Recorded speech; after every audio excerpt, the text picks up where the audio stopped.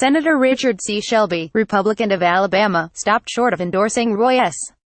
Moore's Democratic opponent in the special Senate election, but noted that he had written in the name of a distinguished Republican on his absentee ballot. Drago for the New York Times, Washington. Senator Richard C. Shelby, a fixture of Republican politics in Alabama for a generation, sent a clear message to his home state on Sunday when he said on national television that the party could do better than elect Roy S. Moore to the state's other Senate seat in 2 days. Mr. Shelby, appearing on CNN's State of the Union, stopped short of endorsing Mr. Moore's Democratic opponent in the special election, Doug Jones, noting that he had written in the name of a distinguished Republican on his absentee ballot. But his decision to air his opposition to Mr. Moore on national television so close to the election added an exclamation point to an extraordinary break from the norms of modern party politics.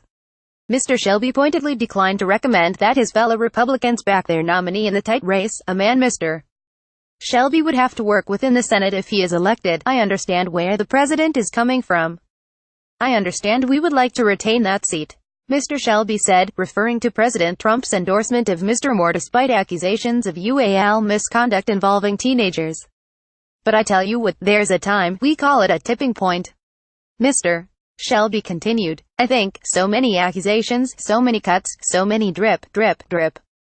When it got to the 14-year-old story, that was enough for me. The senator has long opposed Mr. Moore, saying a month ago that he would absolutely not vote for the embattled candidate. As for whether many other Republicans will follow Mr. Shelby and back a right-wing candidate, he said that, I think a lot of people could do that, but added, will they do that? I don't know. Over the past month, Mr. Moore has been repeatedly accused of harassing and assaulting teenage girls when he was a state attorney in his 30s. One of the women told The Washington Post that Mr. Moore had touched her Uli when she was 14. He has denied any wrongdoing. The comments by Mr. Shelby, a key party figure at age 83, underscore the degree to which voters in Alabama, both for and against Mr. Moore, were viewing Tuesday's election as a referendum on the character of the Republican Party, which dominates there, and the state itself. Mr. Moore has faced scrutiny not just for the allegations of UAL misconduct, but also for a string of incendiary remarks, including comments that America was last great when families remained intact during the slavery era, and previous claims that Muslims should not be allowed to hold office.